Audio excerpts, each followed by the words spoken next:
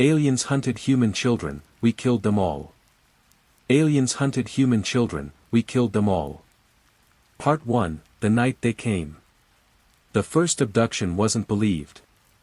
Not by the press, not by the military, and not even by the grieving parents of 6-year-old Elena Vargas. Her disappearance was ruled a domestic tragedy, a break-in, a missing child, a dead dog in the backyard. People cried, but life continued. Then it happened again. And again. And again. Within a month, 23 children vanished from towns across Earth, all under 12, all at night, all without a trace. No ransom, no signs of struggle, no digital footprints. Just empty beds and shattered families.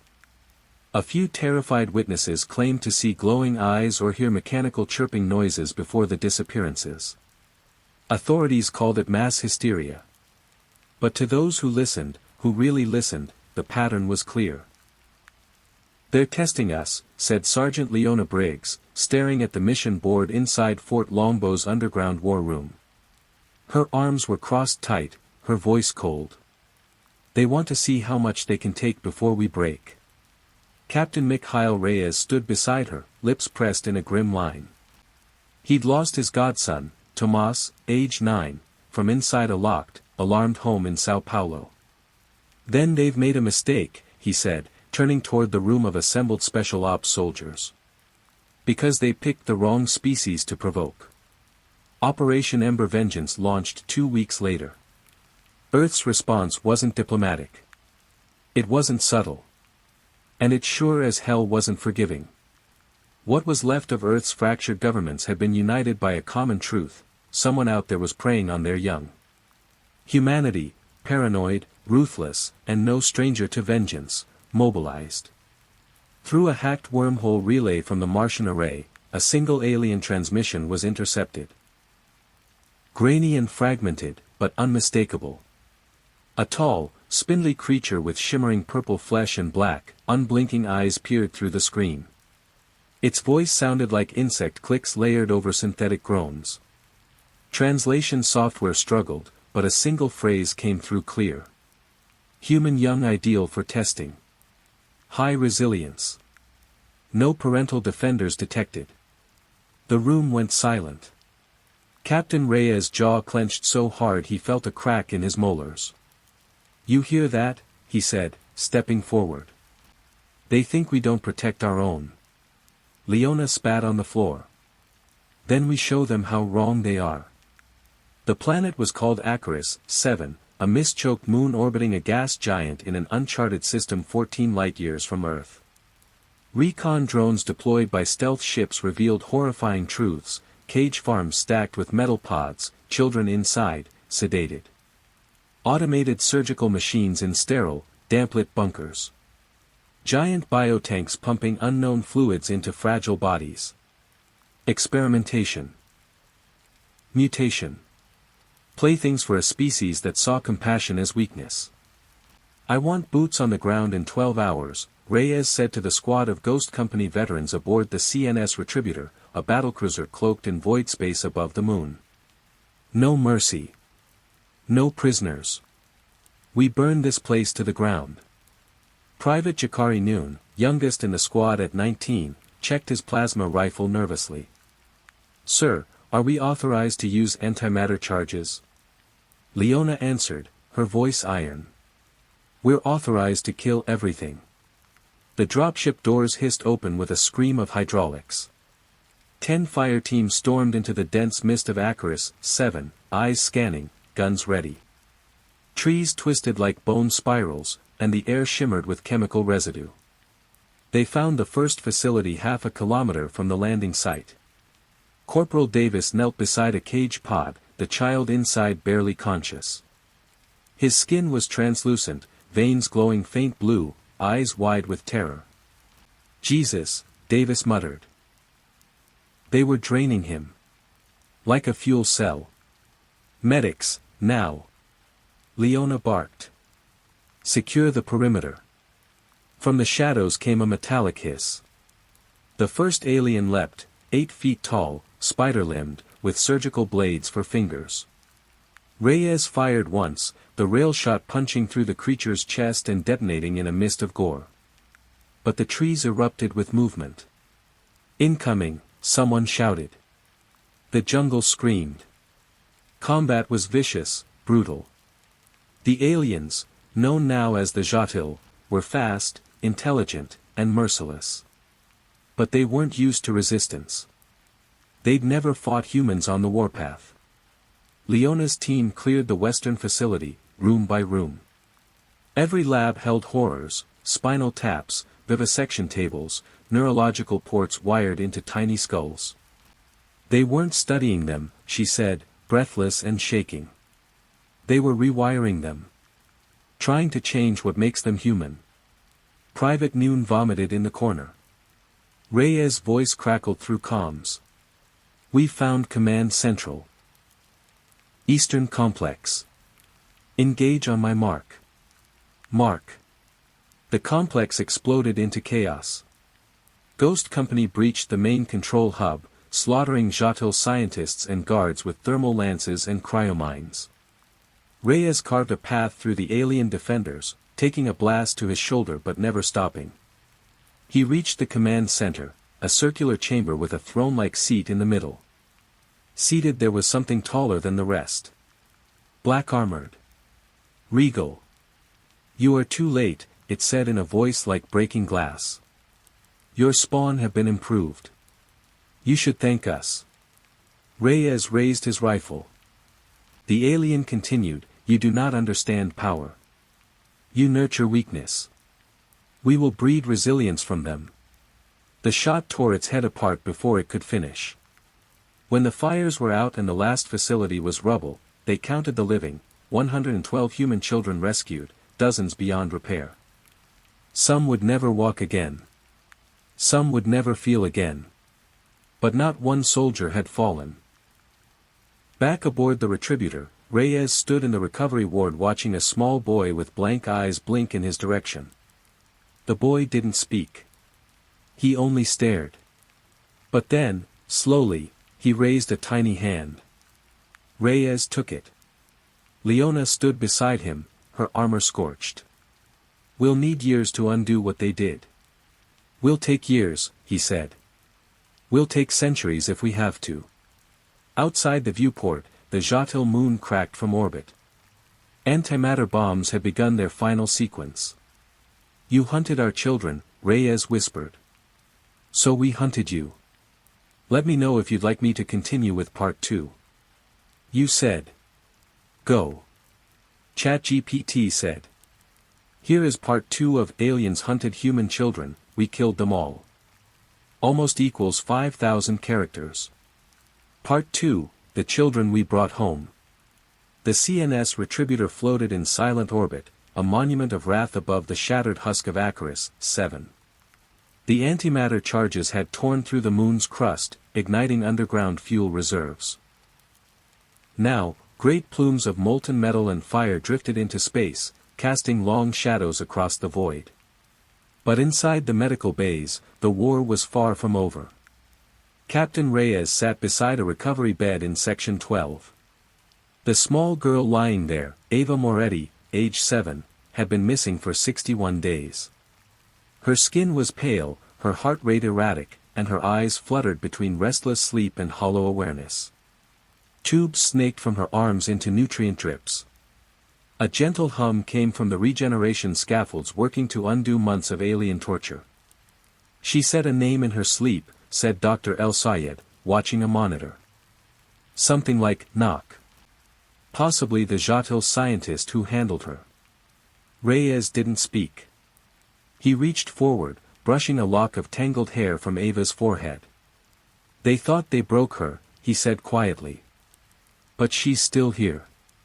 In the weeks following the raid, Ghost Company deployed across known Jatil installations in the sector. The full scope of the atrocities began to unfold. Earth hadn't just lost a few dozen children. The Jatil had been operating for decades. Hundreds, maybe thousands, had been taken. Many never made it out alive. Those who did were changed. Leona walked through the containment wing where some of the recovered children were kept under high observation. Most were stable. Some were comatose. But a few, the blue vein group, as the medics called them, had begun to exhibit strange neurological behavior. "Watch this," said the lead biologist, showing her a video. The feed showed a 10-year-old boy named Malik. He sat in his room alone, staring at the corner. After a few seconds, the lights flickered.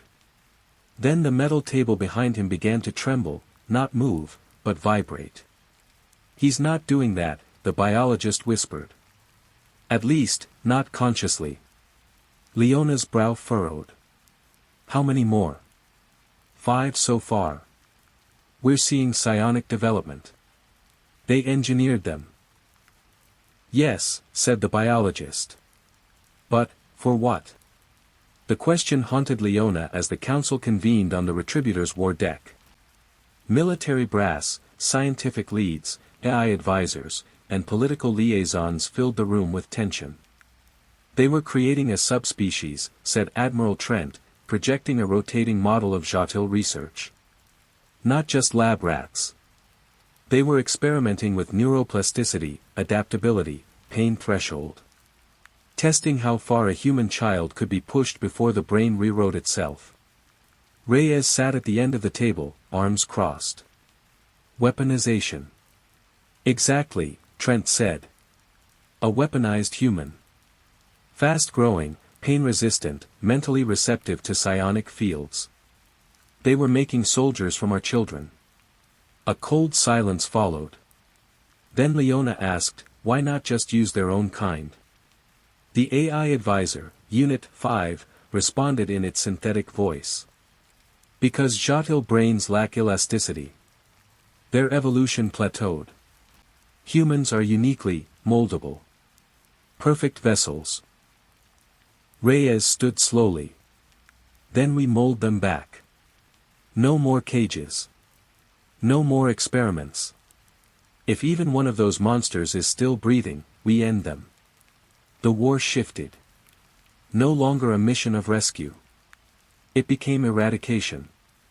Ghost Company led strike after strike, locating dormant Jotille worlds, satellite bases, research nodes. Each operation was a message written in blood: "You touched our children, now you pay the price." The Jotille retaliated, weakly, at first. Their ships were built for stealth, not dogfights.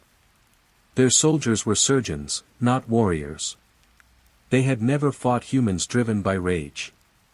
During Operation Storm Lance on the frozen moon of Calyx 9, a squad recovered a stasis vault full of embryos, not human, not Jotille.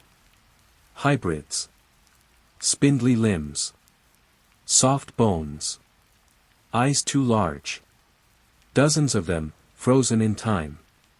Reyes looked upon the vault in silence, then turned away. "Detonate it." "But Captain, we could learn." "Detonate it." The explosion lit up the snow-covered ridge like sunrise. But amid the fury, some humanity remained. Jakari Noon, the youngest Ghost Company soldier, volunteered for the rehab unit. His specialty wasn't medicine. It was presence. He read to the kids, played old Earth games, taught them how to laugh again. Ava Moretti, once silent and motionless, finally spoke to him one afternoon. "Are they dead?" He paused, placing the book down. "Who?" "The ones who hurt me." He nodded. "All of them." She looked down. "Good." And for the first time, she smiled. In a repurposed research bay, Leona stood beside Malik, now in stable condition. The boy stared into a metal cube on the floor. It began to spin without being touched.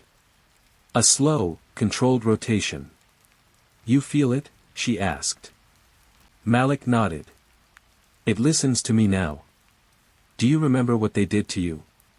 He nodded again, jaw tightening. "But I'm still me." Leona crouched beside him. "And you always will be. You're not their weapon. You're ours." Malik looked up at her, confusion flickering in his eyes. Not to fight, she clarified. To live. He smiled faintly. I like that. On the third rotation, the Retributor intercepted a fleeing Jatil vessel transmitting encrypted signals. Ghost Company boarded. Inside, they found something unexpected, a Jatil scholar, unarmed, surrounded by scrolls and holograms. He surrendered instantly. I am not like them, it said. I warned them this would happen. I studied your kind. I told them you were not prey, you were storm. Reyes lifted his pistol. Tell that to the kids who'll never see their parents again. The scholar bowed its head. Then let me offer names. Coordinates. There are more. Still hiding. Still harvesting. Reyes paused. Leona leaned in. Captain. He holstered the weapon. Chain it up. We'll take the intel. Interrogation. No, he said. Confession. Humanity had learned something terrible, not just about the Jatil, but about itself. That when the young are threatened, we become monsters. But not the kind that prey. The kind that hunt. Let me know when you want part 3. You said. Go. ChatGPT said. Here is part 3 of Aliens Hunted Human Children, We Killed Them All. Almost equals 5,000 characters. Part 3, Fire in the Cradle. The data provided by the captured Jatil scholar was vast, planetary grids, facility blueprints, and the most chilling file of all, the Harvest Atlas. It wasn't just Earth. Other species had lost their young, too. The Jatil had been harvesting across the spiral arm, Yidari, Karn, Trivex, but no species had retaliated like humans. None had survived the trauma with such wrathful clarity. The scholar, restrained in a containment chamber aboard the Retributor, continued to cooperate under the watch of AI advisors and linguistics officers. Its name was Tsek Valen, and unlike its butchering kin, it didn't speak with contempt. You are evolution, born in grief, it rasped through the translator. We sought perfection in minds not meant for chains. You will burn the stars to keep your children warm. Reyes stood outside the chamber, fists clenched. Damn right. A new operation was drawn up, Operation Cradlebreaker. 6 Jatil nursery worlds. 6 surgical strikes. Each a crucible of pain, where young humans had been conditioned, mutated, and trained to obey. Not all survived. Some fought back. Some obeyed the Jatil willingly. We'll be facing our own, said Leona to the new task force during briefing. They've taken our children and made them weapons. But don't forget, it wasn't their choice. There were nods. Silent, grim. Jakari Noon, now field certified in Xenorecon, stepped forward. What if they surrender? Reyes answered without hesitation. We bring them home. And if they fight? We bring them home, he repeated, quieter this time. Cradle World 1 was a hellscape. Its surface was covered in obsidian canopies where heat-resistant labs pumped chemicals into deep tunnels. The air burned. The team descended into the caverns beneath with microthrusters and thermal armor. Inside, they found human children, adolescents mostly, trained in squad tactics, outfitted with exosuits and neural dampeners. They spoke in Jatil clicks, moved with mechanical precision, and struck with lethal intent. But they hesitated. When Reyes entered the chamber and dropped his weapon, standing exposed, the children aimed, and then froze. You don't have to listen to them anymore, he said. One girl blinked. Then another dropped her weapon. Come home. A boy stepped forward, tears in his eyes. What's home? Earth, Reyes said, voice trembling. Where no one puts wires in your spine. Where you get to choose who you are. They surrendered. Not all did. Some were too far gone. One, a boy no older than 12, activated a self-detonation command when ordered to surrender. Reyes carried what was left of him out in a black box. The next worlds were worse. On Cradle 2, they found an entire facility submerged in synthetic fluid, children suspended in vertical tanks, minds merged into a single psionic hive. Their thoughts swirled in fractured voices over the comms. Where are we? Why does it hurt? Make it stop. Leona whispered, it's collective trauma. Amplified. There was no saving them. The medics couldn't even separate the neural links without killing them. Reyes stood in silence, then gave the nod. They released the oxygen seals. The tanks went still. Ghost Company held a moment of silence. As Earth watched the war unfold from safe distances, something unexpected began to shift. The children rescued, especially those altered, began organizing. At first, it was therapy circles, then remote learning hubs. But soon it became something more. A voice. They weren't helpless anymore. They were united. One boy, Malik, wrote a message that went viral across EarthNet. We are not broken. We are not weak. We are what you get when survival learns to scream. And we will not hide. Ever again. Across 100 colonies, rallies were held. Signs were raised. Jatil effigies burned in silence, while human children stood hand in hand. Even the leaders of the Unified Earth Council, previously cautious, bureaucratic, spineless, changed their tune. Military funding quadrupled. Colonies once closed to armed ships began building defense arrays. The war had become a crusade. On Cradle World 4, Ghost Company encountered something new, not children, but hybrids. Not Jatil. Not human. Both. Their faces were human. Their arms were not. One of them spoke perfect English. A teenager named Riva. Green veins lit under translucent skin. I'm not one of you, she said, staring down Leona's rifle. But I'm not one of them either. You fought with them, Reyes said. I fought to stay alive. Leona lowered her weapon. Then come with us. You'll cage me. We'll protect you. Riva hesitated. Then stepped forward. Some of the hybrids fled. Others resisted. But Riva stayed. And when a Jatil transport fired on the retreating ghost dropship, it was Riva who shielded them, her mutated body absorbing the impact, her mind screaming a psionic warning that saved 27 lives. Back on Earth, the children who had been rescued were no longer just patients. They were training.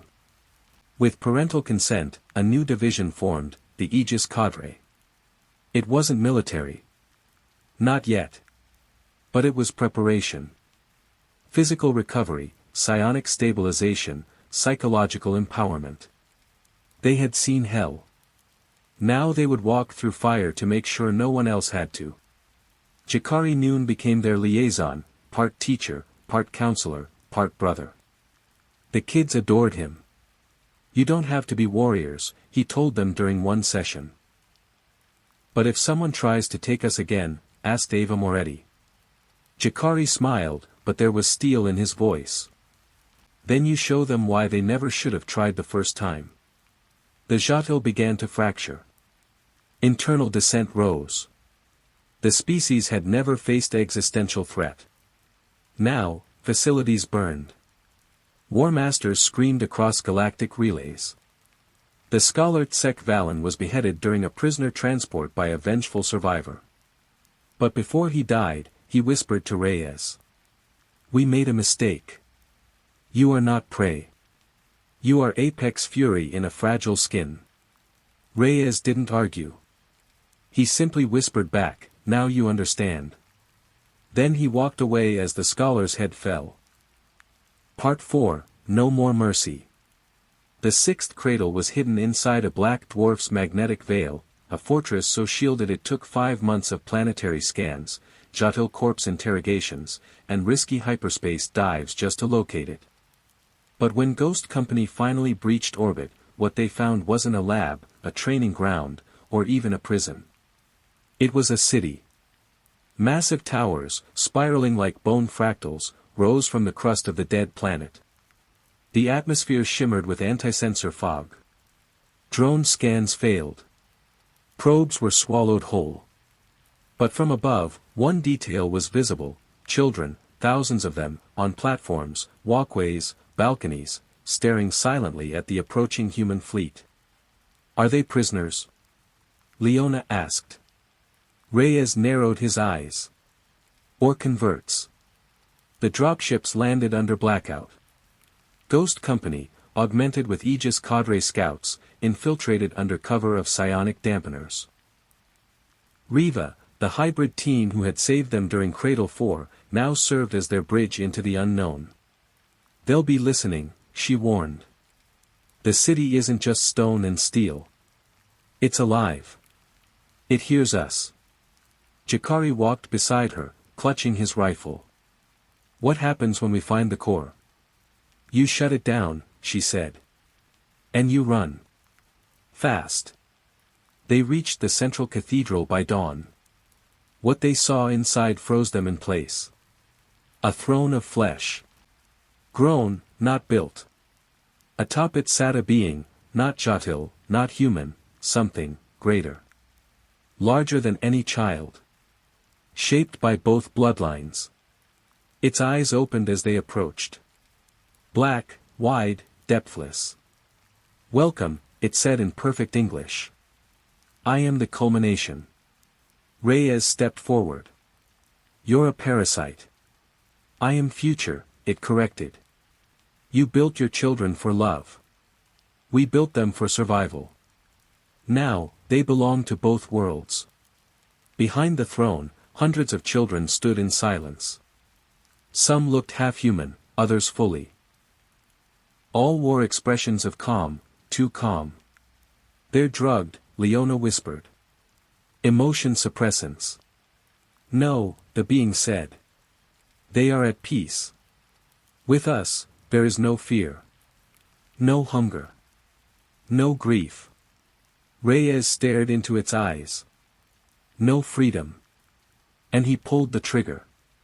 The throne exploded in a spray of black ichor and shredded bone. The creature didn't scream, it simply collapsed, lifeless. The silence didn't last. Suddenly, the children screamed in unison, not in pain, but in rage. Dozens dropped from the balconies and began charging, some unarmed, some equipped with built-in enhancements. "Non-lethal," Leona shouted, even as she fired stun rounds. "They're not our enemy." Jakari tackled a boy mid-sprint, pinning him gently. "You're safe now. We're not here to hurt you." But they weren't listening. They were programmed to resist rescue. Then Malik stepped forward. The once experimented boy, now a psionic guide, closed his eyes and projected a single thought into the air. Raw, clear, and louder than anything spoken aloud. "You are not theirs." The scream stopped. One by one, the children fell to their knees, sobbing, shaking, disoriented. Some whispered names, Earth names. Others wept and clung to strangers. The spell was broken. With the core destroyed and the psionic web disabled, Earth began the largest extraction operation in its history, Operation Exodus Shield. Over 2,300 human children and hybrids were rescued from the fallen city. Not all were mentally whole. Many would never speak again. But they were alive. And they were ours. Back on the Retributor, Reyes watched the final evac shuttle land. Ava Moretti and Malik helped guide a group of confused teens down the ramp. "How do we protect them now?" Leona asked quietly beside him. Reyes didn't answer immediately. He just stared at the horizon of stars, then said, "We changed the rules." 2 weeks later, Reyes addressed the Unified Earth Assembly. He wore no dress uniform. No medals. Just the scarred armor of Ghost Company, unpolished, blood-stained, and real. "They hunted our children," he began. "They violated our future. And we responded like no other species ever has, with fury, with purpose, and with unity. Silence. Every delegate watched. But this isn't over. We cannot go back to pretending we are safe. Not when there are others like the Jatil, still watching, still calculating. He looked toward the balcony, where rescued children sat. We were forged in fire. Now we must stand guard. We are no longer just humans. We are the consequence. The chamber erupted in thunderous applause. In the aftermath, Earth changed. The Aegis cadre became formalized, not an army, but a protective corps. Survivors, once broken, became mentors. Riva was given full human citizenship. Malik entered training to become Earth's first civilian psionic diplomat. Jakari Noon led the first child protection armada. Ships bearing no weapons, only shields, clinics, and supplies, delivering hope to colonies who had once feared human silence. Reyes? He retired. But every year, on the day Icarus 7 burned, he visited the memorial on Luna Base, a wall of names etched in steel. Elena Vargas. Tomas. So many others. He stood there for hours. Silent. Remembering. Until one day, Ava joined him. They were afraid of us, she said, now taller, stronger. Afraid we'd grow into monsters. Reyes smiled faintly. They were right. She looked up. We killed them all, didn't we? He nodded. Every last one. She grinned. Good. Let me know when you're ready for the final part 5. You said. Go. ChatGPT said. Here is the final part 5, of Aliens Hunted Human Children, We Killed Them All. Almost equals 5,000 characters. Part 5, The Children of Fire. Years passed. The war with the Jatil became legend, a story told in hushed tones and studied in military academies. No known survivors remained. Their species had been exterminated root and branch, every lab, cradle, moon, and orbiting biovault turned to dust by human retaliation. But the scars didn't vanish. They lived on in every child who had woken in a metal cage. In every soldier who had seen too much and slept too little. In every parent who kept one light on, every night, just in case. Yet in those scars, a new humanity was born. Riva stood on a hill overlooking New Dakar, the skyline glowing orange under the twin suns of Ganaira Prime. The hybrid girl, now fully grown, wore civilian clothes, hair braided, her arms still bearing faint biosteel traces under the skin. She touched the old wound on her side, a reminder of the Jatil's control node they'd once placed in her ribcage. Gone now. But sometimes, at night, she still felt it humming. Malik walked up beside her, his eyes distant, always listening to echoes others couldn't hear. They're still out there, he said. Riva raised an eyebrow. The Jatil? No, he said. Others. Watching. Measuring us. Wondering how far we'd go. She smiled faintly. Let them watch. Behind them, children laughed, hundreds of them, playing in the wide-open courtyard of the Aegis Sanctuary. No walls. No chains. Just freedom. That was the weapon humanity had chosen now. Leona Briggs never returned to Earth. She built her new life on Titan, leading an orbital school for trauma recovery, a place where former cadets and war survivors taught children how to fight, yes, but also how to heal.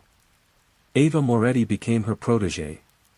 You taught me how to shoot, Ava once said to Leona.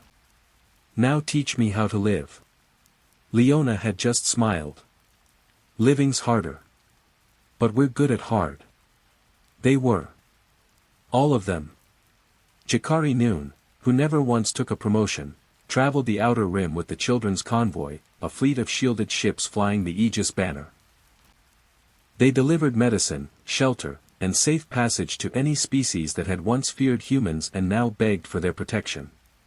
He was known as the Boy with the Flame, a nickname passed down by grateful alien colonies. Not for firepower, but for the warmth he brought. One child he rescued from a Karn ruin gave him a necklace made of bones. "What's it mean?" he asked. "It means you don't burn people," she said, smiling. "You burn what hurts them." He wore it every day after. As for Reyes, his last act as a soldier was to ignite the ash beacon, a warning signal launched into deep space, an encoded declaration burned into quantum filament and hurled toward the galactic void. To any who would prey on us. We are humanity. We protect our young. We do not forget. And we do not forgive. No response ever came. But that was the point. At the memorial grounds on Earth, where fields of white flowers stretched for miles beneath the open sky, a new sculpture stood. Bronze and glass, shaped like a child holding a soldier's hand, both gazing into the stars. On the base, etched in 10 languages. They hunted our children. So we became hunters. And in the darkness, we found each other again. On the 10th anniversary of the last Jotil cradle's fall, Reyes stood before the sculpture with Ava, Riva, Malik, and Jakari. Old war ghosts. New peace builders. You think it'll happen again? Ava asked. Something will, Reyes said. But they won't be Jotil. Jakari added, they'll be worse. And we'll be ready, Malik whispered, eyes glowing faint blue. Riva nodded. Because they showed us what fear looks like, and we turned it into fire. They stood together in silence, 5 people shaped by war, surrounded by children who would never know cages. Not because the universe had grown kinder. But because humans had grown harder. The hunt was over. And Earth stood untouchable. The end.